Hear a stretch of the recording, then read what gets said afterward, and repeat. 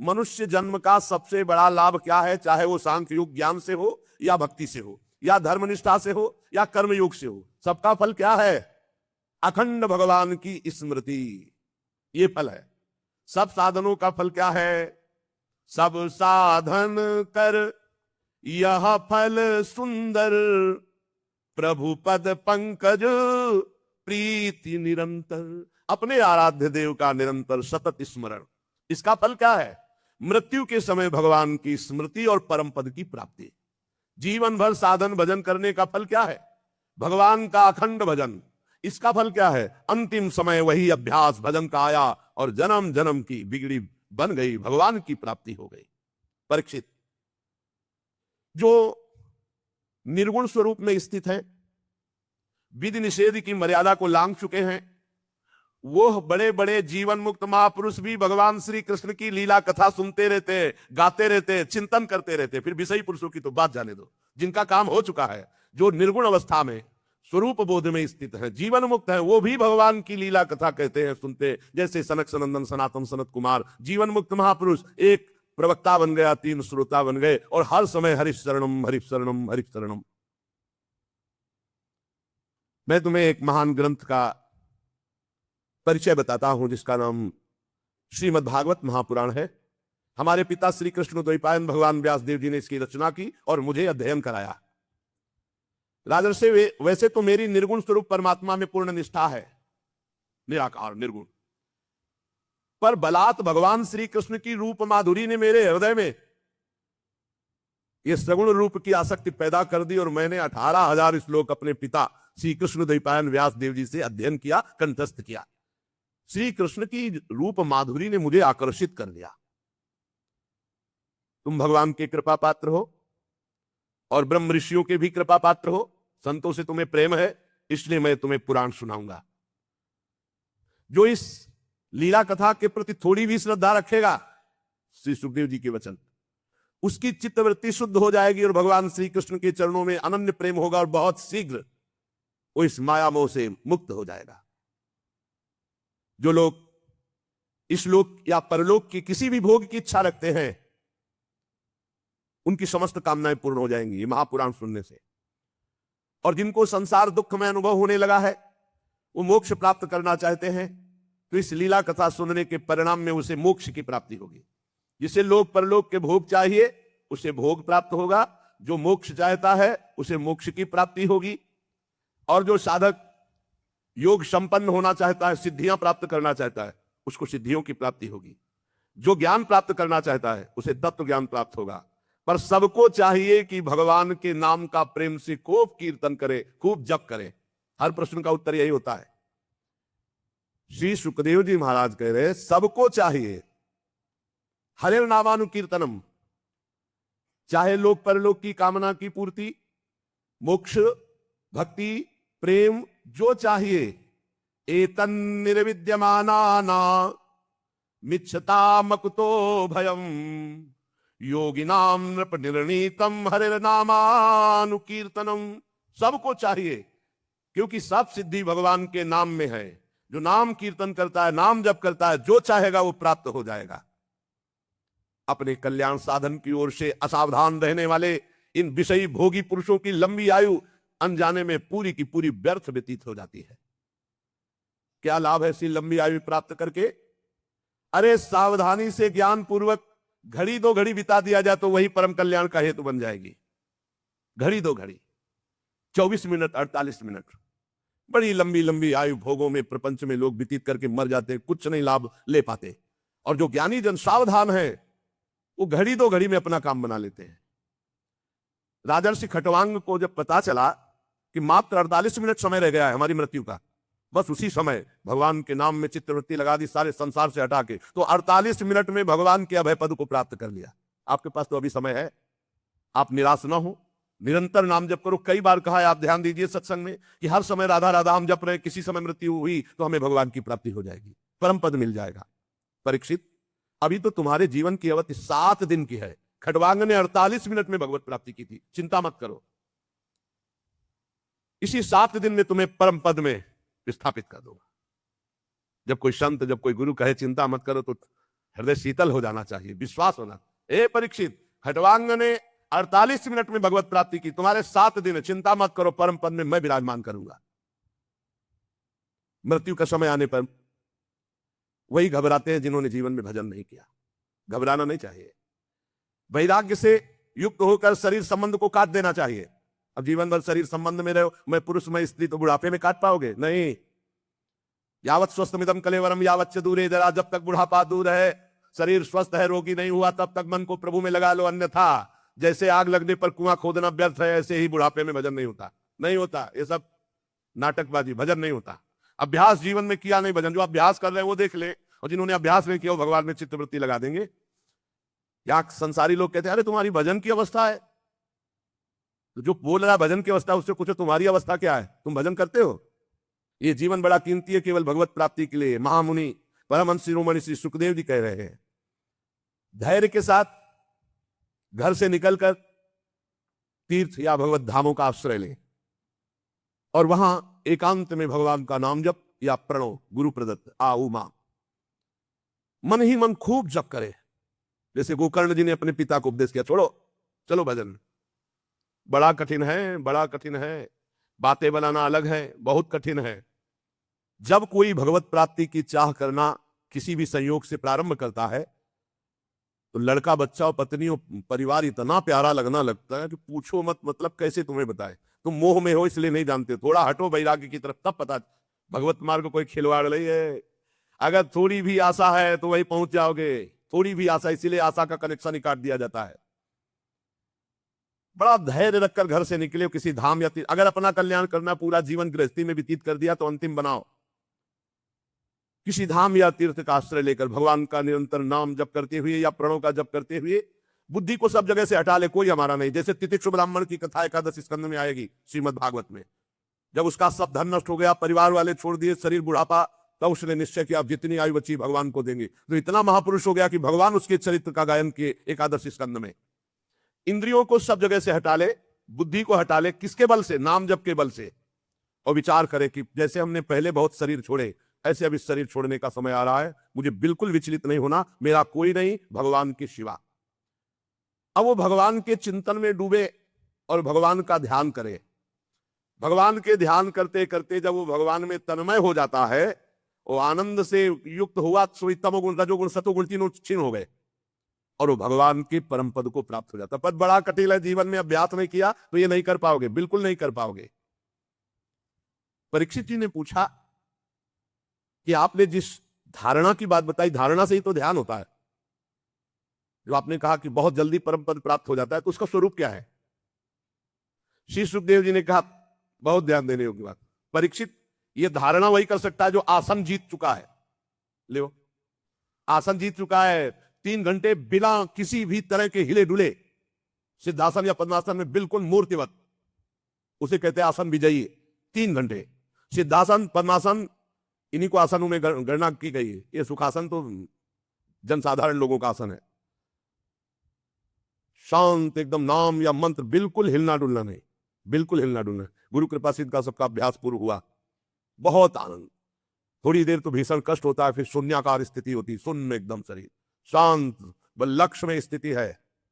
पहले आसन विजयी, फिर श्वास विजयी। ये जो है श्वास ऐसे पाउडर या आटा ऐसे रख दिया जाए और उसमें धक्का ना लगे, तो उसको कहा जाता है प्राणों का संयमन कर चुका है। फिर आसक्ति विजयी, न शरीर में आसक्ति न परिवार में आसक्ति। फिर इंद्रिय विजयी, तब बुद्धि के द्वारा वो धारणा बनती भगवान के ध्यान की। आसन, श्वास, आसक्ति, इंद्रिय, मन, बुद्धि, सब पर विजय प्राप्त किए, तब भगवान के रूप का ध्यान। इसीलिए कहते हैं नाम जप करो, भगवान के आश्रित रहो, भगवत प्राप्ति हो जाएगी। हमारी बात को पकड़ लो, नाम जप करो, भगवान के आश्रित रहो, आश्रित भरोसा दृढ़ भगवान का और नाम जप, सब ठीक हो जाएगा, सब ठीक हो जाएगा, सब ठीक हो जाएगा। ये बात पकड़ लो। ये कार्य रूप संपूर्ण विश्व जो कुछ भी था, है, होगा, ये सब का सब ये माया है नहीं, भगवान है इसमें। ये विराट भगवान का स्वरूप है। जल, अग्नि, वायु, आकाश, अहंकार, महातत्व और प्रकृति, ये 7 आवरणों से घिरा हुआ भगवान का ब्रह्मांड शरीर है, विराट रूप। ये धारणा की जाती है भगवान के सिवा कुछ नहीं, सब भगवान है। तत्वज्ञ पुरुष धारणा के लिए वर्णन करते हैं कैसे भगवान है सब कुछ। बोले जो भगवान का विराट रूप है, तलवे में पाताल लोक, तलवे से पाताल प्रकट हुआ, उनकी एड़ियां और पंजे रसातल लोक, गुल्फ एड़ी के ऊपर की जो जगह है उससे महातल, ये नीचे है पृथ्वी के, और पैर के पिंडे तलातल। विश्वमूर्ति भगवान के दोनों घुटने सुतल लोक, जांघें वितल, दो जांघें इसलिए वितल और अतल, पेंडु भूतल, और उनके नाभि रूप, ये जो भूतल है ये पेंडु, नाभि रूप आकाश, नाभि से आकाश, छाती से स्वर्गलोक, गले से महलोक, मुख से जनलोक, ललाट में तपोलोक, शास्त्र सिर वाले भगवान के मस्तक पर ब्रह्मलोक विराजमान। विराट भगवान इतने बड़े हैं, उन्हीं से सारे लोग घिरे हुए। जितने भी इंद्र आदि देवता सब भुजा में, जितनी भी दिशाएं वो सब कान से, जितने भी शब्द वो सब श्रवणेन्द्री से, अश्वनी कुमार नासिका के छिद्र से, गंध घ्राणेन्द्री और धधकती हुई अग्नि की ज्वाला भगवान के मुख से, भगवान के नेत्र से अंतरिक्ष और नेत्र से ही सूर्य और देखने की शक्ति ये प्रकट हुई। दोनों पल के खुलना और बंद होना, निमिष, इसी से सृष्टि का लय और रचना होती, इसी से रात और दिन का विभाग प्रकट हुआ। भ्रू विलास मात्र से ये सब रचना होती और नष्ट हो जाती। भ्रकुटी विलास सृष्टि लय हुई। भगवान के तालु से जल का प्रादुर्भाव और रस का प्रादुर्भाव हुआ, और वेदों को भगवान की श्वासों से प्रादुर्भाव, जाकी श्वास वेद श्रुति चारी। यमराज का प्रादुर्भाव भगवान की दाढ़ों से हुआ। सब प्रकार की आसक्ति दांत से प्रकट हुई, और जगन मोहिनी माया का प्रादुर्भाव मुस्कान से हुआ, और यह अनंत सृष्टि एक कटाक्ष से प्रकट हुई विराट भगवान के। ऊपर के ओठ से लज्जा, नीचे के ओठ से लोभ, छाती से धर्म, पीठ से अधर्म भगवान के प्रकट हुआ। प्रजापति जनेन्द्री से प्रकट हुए, मित्रावरुण भी वहीं से, समुद्र भगवान की कोख से, बड़े बड़े पर्वत भगवान की अस्थियों से, विराट पुरुष की नाड़ियों से नदियां, रोम से वृक्ष, जितने वृक्ष सब कुछ विराट भगवान ही बने हुए। प्रबल वायु भगवान के श्वास खींचने और छोड़ने से, भगवान की चाल ही से काल प्रकट हुआ, इसलिए उनकी चाल कोई जान नहीं सकता। भगवान की चाल से ही गुण प्रकट होकर चक्कर लगा रहे, सतोगुण रजोगुण तमोगुण, और चाल चलने से ही कर्म का प्रादुर्भाव हुआ। भगवान के केस से बादलों का प्रादुर्भाव हुआ, भगवान के वस्त्र से संध्या का प्रादुर्भाव हुआ। महात्माओं ने मूल प्रकृति को भगवान के हृदय से प्रकट हुआ बताया। मूल प्रकृति ब्रह्म और मूल प्रकृति, फिर त्रिगुणात्मिका प्रकृति, फिर महातत्व, फिर अहंकार, जिससे सृष्टि प्रकट होती वो मूल प्रकृति भगवान के हृदय से प्रकट हुई। सब विकारों का खजाना मन, सब विकारों का खजाना मन भगवान से प्रकट हुआ। उसी से चंद्रमा प्रकट हुआ। भगवान के चित्त से महातत्व का प्रादुर्भाव हुआ। भगवान के अहंकार से रुद्र भगवान का प्रादुर्भाव हुआ। भगवान के नखों से घोड़े, खच्चर, ऊंट, हाथी, इनका प्रादुर्भाव हुआ। वन में रहने वाले मृग, पशु, जितने भी पक्षी, जितने भी, ये सब कटि प्रदेश से प्रकट हुए। तरह तरह की पक्षी, उनकी अद्भुत रचना कौशल, ये सब कटि प्रदेश से। भगवान की बुद्धि से स्वयंभू मनु प्रकट हुए, और मनु की संतान मनुष्य उनके निवास स्थान बने। गंधर्व, विद्याधर, चारण, अप्सराएं, षडज, समस्त स्वर, समस्त गीत, स्मृति, दैत्य, ये सब भगवान के वीर से प्रकट हुए। सप्तम धातु भगवान का ये विराट स्वरूप है। सब कुछ भगवान ही बने हुए हैं। परीक्षित, मैंने तुम्हें भगवान के विराट स्वरूप का वर्णन किया। जैसे स्वप्न देखने वाला स्वप्नावस्था में अपने आप को अनेक रूपों में देखता है, पदार्थ भी वही, व्यक्ति भी वही, कुछ और नहीं, केवल वही स्वाप्निक, ऐसे ही ये सब स्वाप्निक है। विराट भगवान ने जो पैदा किया माया के द्वारा, ये सब स्वाप्निक है। इसमें सत्य केवल भगवान है। जो इसमें रम जाता है उसका अधापतन हो जाता है। इस रचना में जो रम जाता है उसका अधापतन हो जाता है, दुर्गति को प्राप्त होता है। श्री सुखदेव जी ने कहा, सुनो परीक्षित, सृष्टि के प्रारंभ में जो ब्रह्मा जी भगवान के नाभि कमल से प्रकट हुए, उन्होंने इन्हीं विराट पुरुष की धारणा की थी, तब उनको स्मृति प्राप्त हुई थी। जो प्रलय काल में विलुप्त हो जाती है। उन्हीं की दृष्टि से अमोघ बुद्धि निश्चयात्मिका हो गई, तब ब्रह्मा जी ने जगत को पुनः रचा, जो प्रलय के पहले था। ये वेदों की ऐसी वर्णन शैली है कि लोगों की बुद्धि स्वर्ग आदि में फंस जाती है। जीव वासना स्वप्न जैसे देखता है, ऐसे स्वर्गलोक भी है, एक थोड़ा अच्छा स्वप्न है, कुछ नहीं।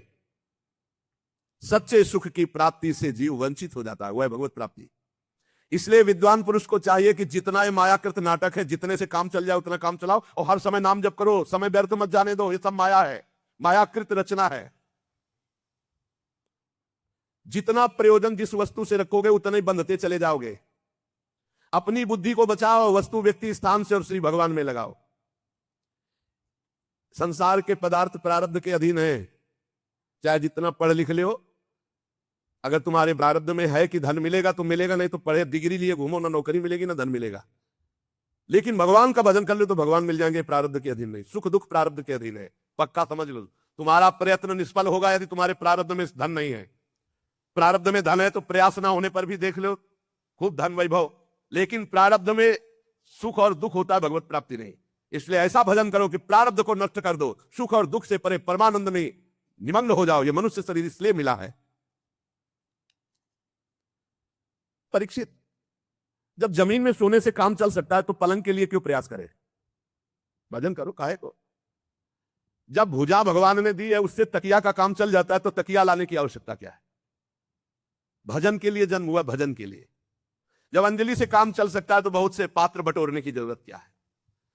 जब वृक्ष की छाल या साधारण वस्त्र पहनने से काम चल सकता है तो सब विलासिता की जरूरत क्या है? भूख लगने पर शरीर पोषण के लिए भगवान सबकी व्यवस्था किए हैं, फिर उसके प्रयास में इतना कि पूरा जीवन ही नष्ट कर देना, खान पान भोग सामग्री बस। भगवान जल, वायु, भोजन और पृथ्वी का आधार, इस सबको फ्री दिए, सबको, चराचर जगत को। आवश्यकता की पूर्ति भगवान ने स्वयं कर दी है। चाह की पूर्ति के लिए तुम्हें भटकना पड़ेगा, और सब आवश्यकता से तृप्त नहीं है, चाह में भटक रहे, सब चाह में। बहुत विलासिता में जीवन व्यतीत करके भगवत विमुख सब का सब नष्ट कर देता है। शरीर को जितना आप विलासी बना दोगे उतना ही परेशानी है। ये जो आजकल चले ना भोजन बाजार वाले, जो खूब चकाचक स्वाद वाले, यही सब। अरे दाल रोटी खाओ, प्रभु के गुण गाओ, थोड़ा व्यायाम करो, प्राणायाम करो, शरीर स्वस्थ, भगवान का चिंतन करो, खूब समाज सेवा, जो किसानी, व्यापार, नौकरी, ये सब भगवान की सेवा है। भगवान सबको वास दिए अपने हिसाब से, लेकिन जब आपकी चाहत हो गई है तो आप परेशान हो रहे हैं। अरे भगवान क्या शरणागतों की रक्षा नहीं करते? ये बुद्धिमान लोग भगवान के मार्ग में बिया करके धन के अभिमान में घमंडी लोगों की चापलूसी क्यों करते हैं? श्री सुखदेव जी कहते, भगवान के भक्त होकर के इन देहाभिमानी धनाभिमानी लोगों की चापलूसी क्यों करते हैं? अरे विरक्त हो गए, हृदय में भगवान को विराजमान करना है, किन धनियों की चापलूसी करनी है? भूत भविष्य लोक 14 में भय होए हरि प्यारे, 300 व्यवहार हमारो अभिमान इनते न्यारे। पक्का बहुत बच के रहना है, सावधान। ये हो भगवान को हृदय में विराजमान करने के लिए विरक्त भगवत मार्ग के पति किया भक्त, और चापलूसी शुरू कर दी धनियों की। श्री सुखदेव जी महाराज कह रहे, सुखदेव जी महाराज, धन के नशे में चूर घमंडी धनियों की चापलूसी।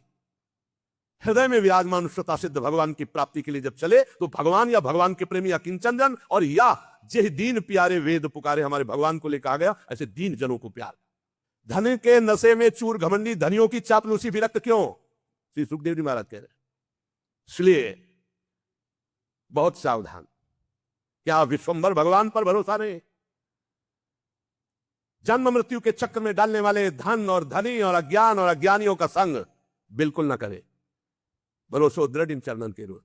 अरे कुबेर जैसे जिनके सेवक है, अनंत महिमामयी लक्ष्मी जी जिनकी दासी है, उन भगवान के दास होकर किसी से आस, कहा वह मोर दासा करे तो छनरन के आशा, तो कहां रहा विश्वासा। रुपया पैसा बढ़ जाना, भोग विलासिता में रत होना, ये कोई मानता का लक्षण है क्या? मानता का लक्षण है चित्तवृत्ति को भगवान के चिंतन में समस्त दोषों का नाश करके, ये मानता का लक्षण है। मय्यावेशित चेतसाम, मेरे में आविष्ट चित्त वाला, मय्यावेशित चेतसाम, जो भगवान में चित्त को अर्पित कर दिया वही महान। मत चित्ता दुर्गा मत प्रसादात तरस्यति, जो मेरे में चित्त को लगा देता है। बहुत कठिन है भोग विलासिता का त्याग करना। मत प्रसादात तरस्यति, मेरे कृपा से वो पार हो जाता है। पशुओं की बात अलग रही परीक्षित, मनुष्यों में भला ऐसा कौन है जो इस संसार वैतरणी नदी से बिना भगवान के पार हो जाए? कौन है ऐसा? इसलिए मंगल में भगवान का चिंतन करो, असत विषय भोगों से अपने आप को भटकने से बचा लो।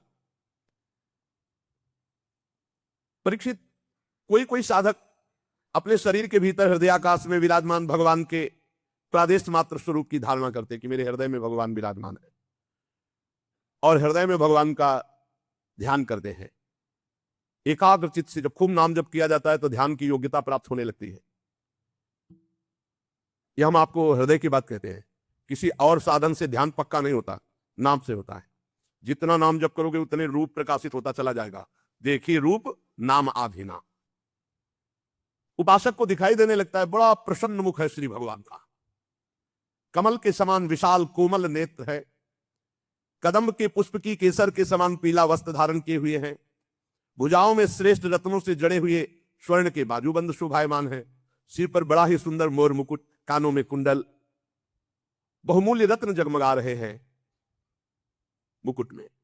श्री चरण कमल योगेश्वरों के खिले हुए हृदय कमल की कर्णिका पर विराजमान होने वाले अत्यंत सुकोमल श्याम रंग के प्रभु के हृदय में श्री वत्स का चिन्ह है, गले में कौस्तुभ मणि, वक्षास्थल में कभी ना कुमलाने वाली पुष्पों की माला, कमर में करधनी, अंगुलियों में बहुमूल्य अंगूठी, श्री चरणों में नूपुर, हाथों में कंगन और घुंघराली लटे बहुत ही सुंदर मन हरण करने वाली चिकनी निर्मल घुंघराली श्याम वर्ण की।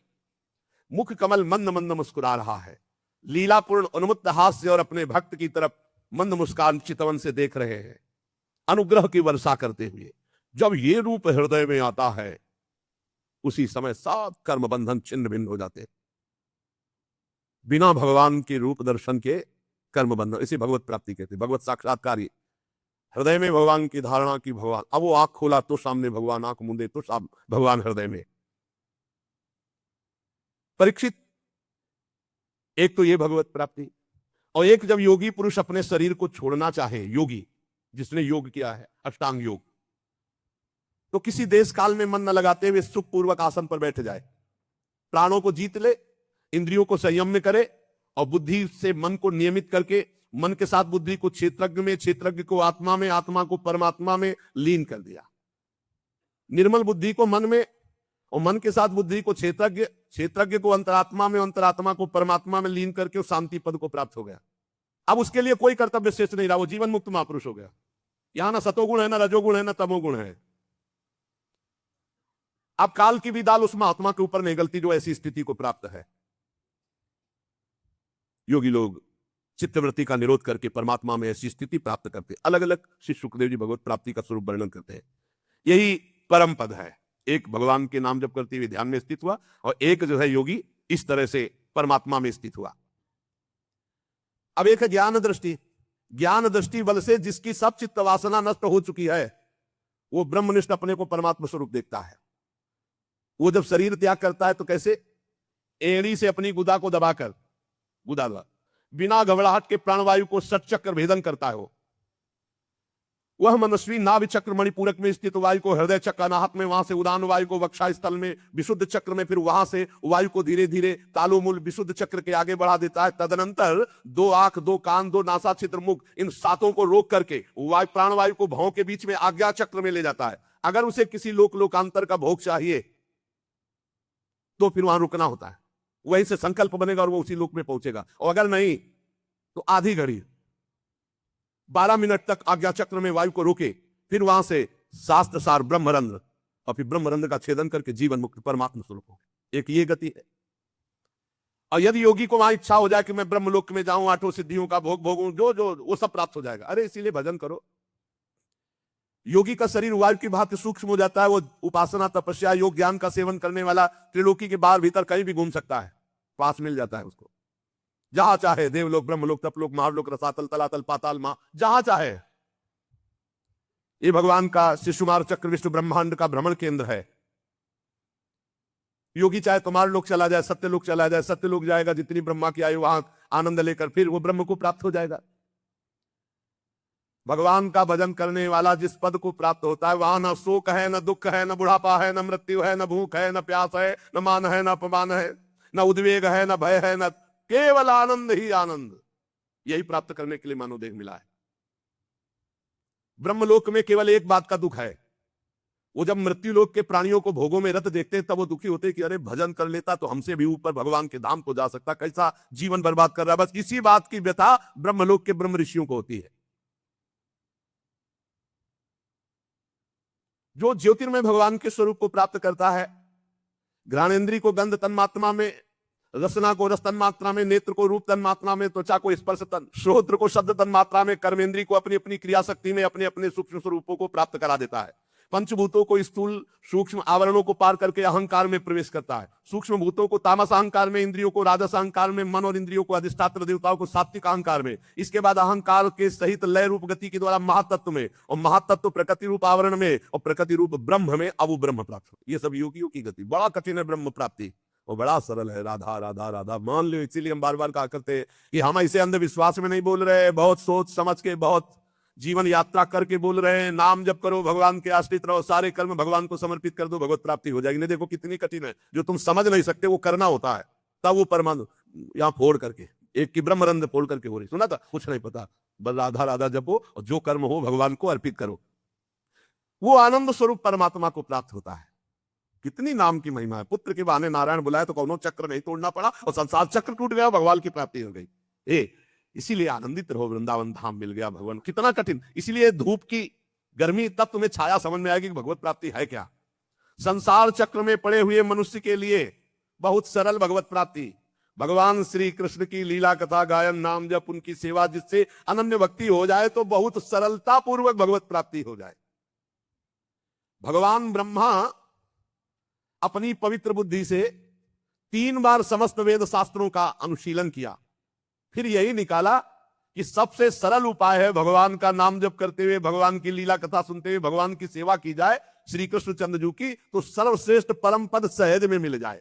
भगवान ब्रह्म कार्त्स्नेन तिरन्वीक्ष मनीषया तद्यवस्यत् कूटस्थो रत्यात्मन यतो भवेत्। भगवान सर्वभूतेषु लक्षितः स्वात्मना हरि। हमारी आत्मा है, कोई और नहीं, चराचर जगत की आत्मा है।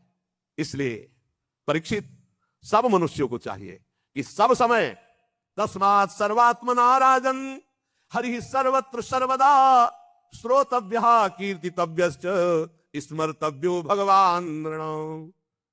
सब मनुष्यों को चाहिए कि भगवान श्री कृष्ण चंद्र जी की, बार बार कह रहे, श्रोतव्या, उनकी कथा सुनो, उनका नाम कीर्तन सुनो, कीर्तितव्यश्च, उनकी कथा करो, उनका नाम कीर्तन करो, नाम जप करो, स्मृतव्यो, उनका स्मरण करो, यही तुम्हें भगवत प्राप्ति करा देगा।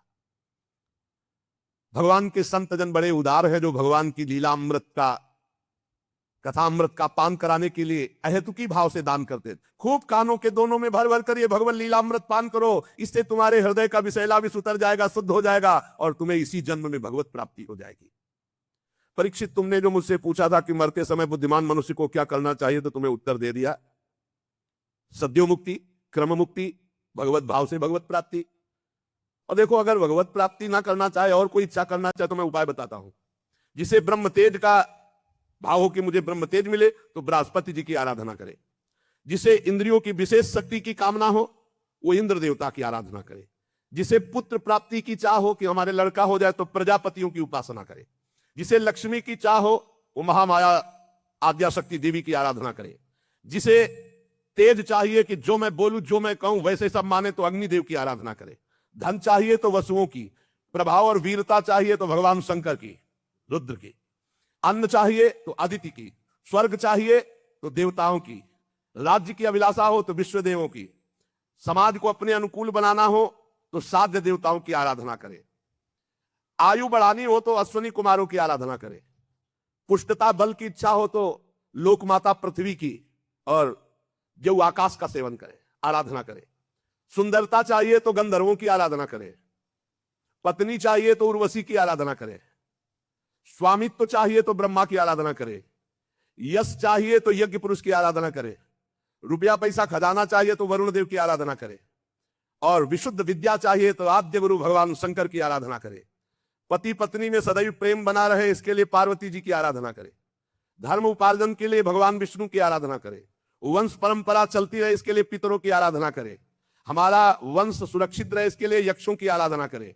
बलवान वंशज हो इसलिए मरुद्गणों की आराधना करें, राज्य चाहिए तो मनवंतरों के अधिपति देवताओं की, किसी को अगर नुकसान पहुंचाना है अविचार तो नैऋत्य की, भोग चाहिए तो चंद्रमा की, और अगर निष्कामता परम आनंद चाहिए तो भगवान श्री हरि की।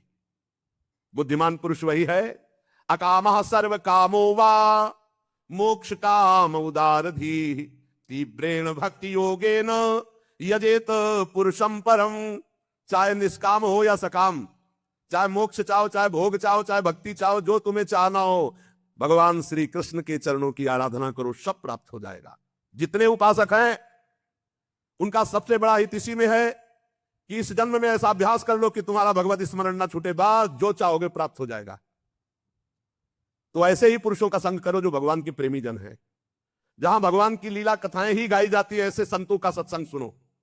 ये दुर्लभ है सत्संग, जहां केवल भगवान की चर्चा होती, शास्त्र सम्मत चर्चा होती है, जिससे संसार की त्रिगुणमयी तरंगमालाओं के थपेड़े शांत हो जाते हैं, हृदय शुद्ध होकर आनंद का अनुभव करता है, इंद्रियां विषयों से अनासक्त होकर भगवान में लग जाती हैं। ऐसी रसमयी कथाएं जहां हो रही हैं, वही सत्संग सुनो, इसी से तुम्हारा परम कल्याण होगा। शौनक जी कहते हैं, सूत जी, राजा परीक्षित ने सुखदेव जी की बात सुनकर उनसे और क्या पूछा, क्योंकि सुखदेव जी तो बड़े सर्वज्ञ हैं और बहुत ही मधुर पवित्र वाणी है, क्योंकि ब्रह्मबुद्ध संपन्न महापुरुष हैं। सूत जी, आप तो सब कुछ जानते हैं, हम लोग उनकी वह बातचीत बड़े प्रेम से सुनना चाहता हूं जो परीक्षित से हुई। आप कृपा करके सुनाइए, क्योंकि संतों की सभा में ऐसी ही बातें होती हैं जिनका पर्यावसान भगवान के श्री चरणारविंद में होता है। अर्थात संतों का संग निश्चित भगवत प्रेम प्रदान करता है। पांडुनंदन महारथी राजा परीक्षित बड़े भगवत भक्त थे। वो ऐसे थे कि बाल्यावस्था में भी भगवान की लीला चरित्रों का अभिनय करके खेलते थे। और भगवान में सुखदेव जी को क्या कहना, ये तो जन्म से ही विरक्त थे। तो प्रश्नकर्ता उत्तर देने वाले दोनों महान पुरुष हैं, इसलिए क्या चर्चा हुई श्री परीक्षित जी और भगवान सुखदेव जी के बीच में। महाराज, जिसका समय भगवान के नाम जप में, भगवान की लीला कथा में व्यतीत होता है, उन्हीं का जीवन धन्य है, और तो सब व्यर्थ में जी रहे हैं। रोज भगवान सूर्यदेव उदय होकर के और अस्त होकर के सबकी आयु का नाश कर रहे हैं। महाराज, क्या वृक्ष नहीं जीते? वो भी जीते। अगर भगवान का नाम नहीं जपते हो, भगवान की लीला कथा नहीं सुनते हो, भगवत भाव से सेवा नहीं करते हो, तो तुम्हारा जीना क्या? क्या वृक्ष नहीं जीते? तरवा किम न जीवंती वस्त्राहा किम न श्वसंत्युत। क्या लोहार की धौकनी सांस नहीं लेती?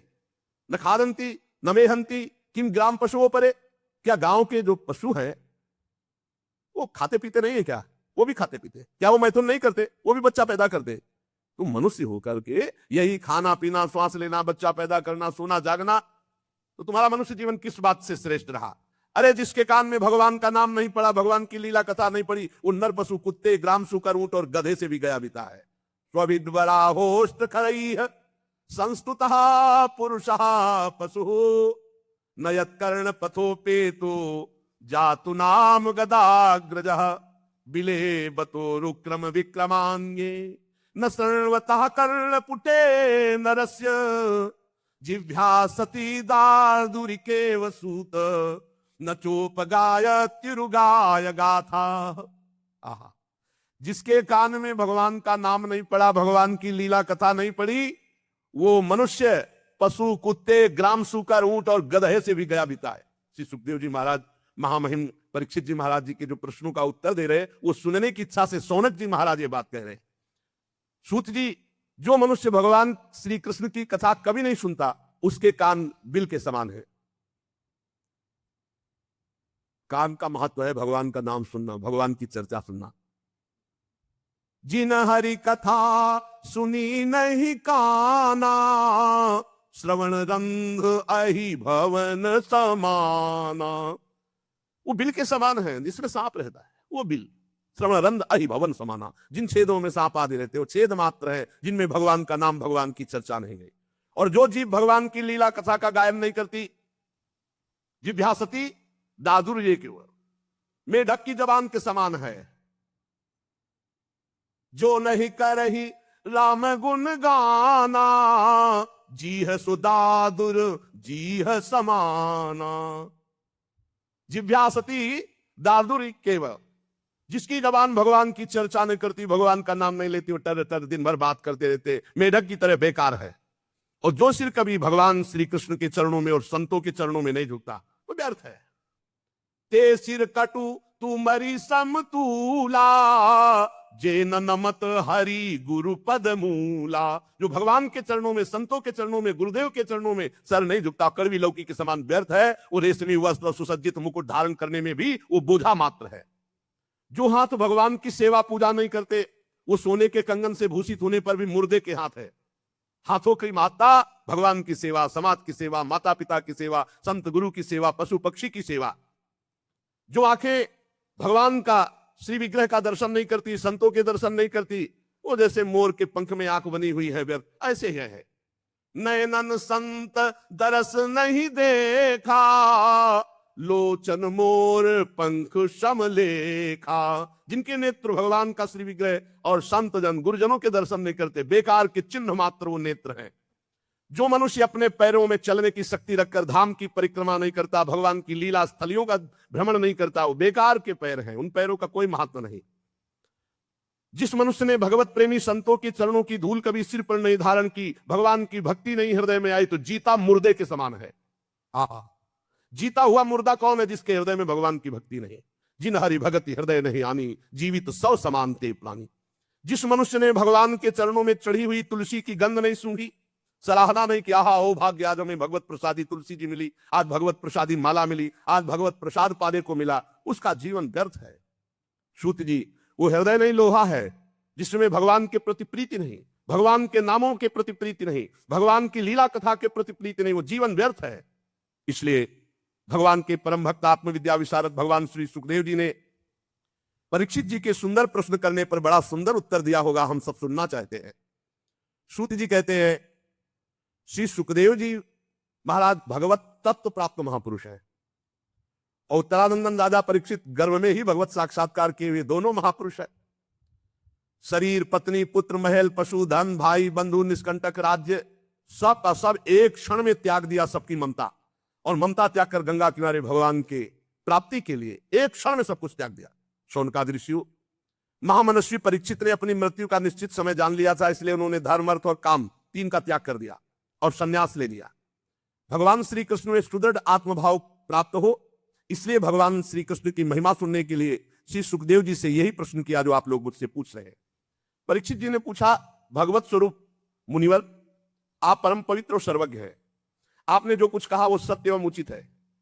आप जो जो भगवान की महिमा सुनाते जा रहे थे, तो मेरे हृदय में अज्ञान का पर्दा फटता जा रहा है। मैं आपसे जानना चाहता हूं कि भगवान ने सृष्टि कैसे की। बड़ा सुंदर, सबकी जानकारी के लिए बहुत आवश्यक है। लोग प्राय प्रश्न करते रहते हैं, क्या भगवान ने कैसे सृष्टि बनाई, क्या? ये परमहंस श्री सुखदेव जी उत्तर देंगे। प्रश्न किया कि भगवान इस संसार की सृष्टि कैसे करते हैं। इस संसार की रचना तो इतनी रहस्यमयी है कि ब्रह्मादि समर्थ लोकपाल भी समझने में भूल कर बैठते हैं। फिर भगवान इस सृष्टि की रचना करके इसकी रक्षा कैसे करते हैं। अनंत शक्ति परमात्मा किन किन शक्तियों का आश्रय लेकर अपने आप को सृष्टि रूप में रचते हैं, किन किन शक्तियों का आश्रय लेकर अपने आप की रक्षा करते हैं, ध्यान से सुनना, और किन किन शक्तियों का आश्रय लेकर अपने आप से अपना विनाश करते हैं। विनाश खेल तीनों भगवान किसी और से नहीं करते, अपने आप से अपने आप की रचना, अपने आप से अपने आप का पालन, और अपने आप से अपने आप का विनाश संहार खेल। भगवान तो अकेले हैं, वो विभिन्न रूप धारण करके, अवतार धारण करके विस्तार करते हैं। इसलिए आप ही ऐसे ब्रह्मज्ञानी महापुरुष हैं जो हमारे संदेह का निवारण कर सकते हैं। श्री सूत जी कहते हैं, राजा परीक्षित ने भगवान के गुणों का वर्णन करने के लिए जब ऐसा प्रश्न किया, अब देखो, अब ध्यान आया कि भगवान का मंगलाचरण करना चाहिए, सारे उत्तर पीछे देती है। अब श्री सुखदेव जी को, ओहो, उन पुरुषोत्तम भगवान के चरण कमलों में मेरे कोटि कोटि प्रणाम। प्रश्नोत्तर, यह है परमहंस स्थिति, जो संसार की उत्पत्ति, स्थिति, प्रलय की लीला करने के लिए सतोगुण, रजोगुण, तमोगुण रूप तीन शक्तियों को स्वीकार करके अपने आप को ब्रह्मा रूप में, भगवान विष्णु रूप में और भगवान शंकर के रूप में सृजन, पालन और संहार करते हैं। चराचर प्राणियों के हृदय में अंतर्यामी रूप से विराजमान, जिनका स्वरूप और उपलब्धि का मार्ग बुद्धि का विषय नहीं, जो स्वयं अनंत है, जिनकी महिमा अनंत है, जिनके अंश से ब्रह्मा, विष्णु और महादेव प्रकट हुए, भगवान श्री कृष्ण को हम नमस्कार करते हैं। हम पुनः पुनः उन भगवान श्री कृष्ण के चरणों में नमस्कार करते हैं जो सत्पुरुषों का दुख मिटाकर उन्हें प्रेम दान करते हैं, दुष्टों की सांसारिक बढ़ती रोककर उन्हें मुक्ति देते हैं, और हम परमहंसों के एकमात्र आश्रय हैं। उनकी अभीष्ट वस्तु का दान करते हैं। चर अचर समस्त प्राणी श्री कृष्ण की ही मूर्ति हैं। चर अचर समस्त प्राणी श्री कृष्ण की ही मूर्ति हैं, इसलिए श्री कृष्ण का किसी के प्रति पक्षपात नहीं है। ऐसे मैं श्री कृष्ण को नमस्कार करता हूं। बड़े ही भक्त वत्सल। अब पूरा ध्यान, हठपूर्वक भक्तिहीन कठोर साधना करने वाले लोग जिनकी छाया भी नहीं छू सकते, हठपूर्वक कठोर साधना भक्ति विहीन जीवन, तो जिनकी छाया भी नहीं छू सकते, अरे जिनके समान कोई नहीं है, फिर उनसे बढ़कर कैसे हो सकता है। ऐसे महामहिम निरंतर ब्रह्म स्वरूप अपने स्वरूप में विहार करने वाले भगवान श्री कृष्ण को मैं बार बार नमस्कार करता हूं। जिनका कीर्तन, यत् कीर्तनम यत् स्मरणम यदीक्षणम यद वंदनम यत् श्रवणम यदर्हणम लोकस्य सद्यो विदनोति कल्मषम तस्मै सुभद्र श्रवसे नमो नमः। जिनका कीर्तन, जिनका स्मरण, जिनका दर्शन, बंदन, श्रवण और पूजन तत्काल पापों को नष्ट करके भगवत प्राप्ति करा देता है, उन पुण्य कीर्ति भगवान श्री कृष्ण को बार बार नमस्कार है। विवेकी पुरुष जिनके चरण कमलों की शरण लेकर हृदय से लोक परलोक की आसक्ति का त्याग कर देते हैं, बिना किसी परिश्रम के भगवत पद प्राप्त करते हैं, उन मंगलमय कीर्ति वाले भगवान श्री कृष्ण को अनेकों बार नमस्कार है, नमस्कार है।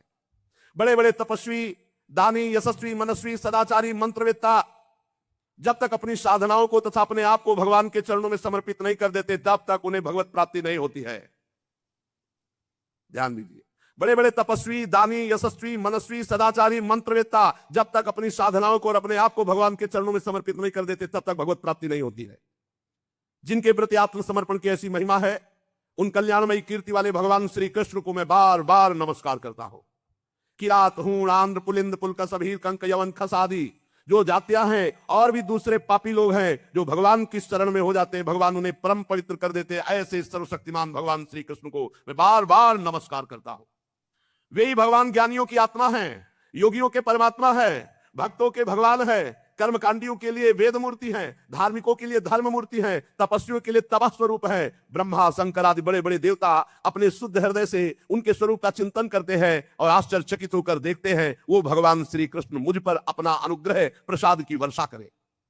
जो समस्त संपत्तियों के स्वामी, जो लक्ष्मी देवी हैं, उनके जो स्वामी हैं, समस्त यज्ञों के भोक्ता हैं, सबके फलदाता है, प्रजा के रक्षक है, सबके अंतर्यामी है, समस्त लोगों के पालन करता है, पृथ्वी देवी के स्वामी है, वही यदुवंश में प्रकट होकर के अंधक, वृष्ण एवं यदुवंश के लोगों की रक्षा की, उन लोगों के एकमात्र आश्रय रहे वे भक्तवत्सल भगवान श्री कृष्ण, जो संतों के सर्वस्व हैं। मुझ पर प्रसन्न हो, मैं उन्हें नमस्कार करता हूं।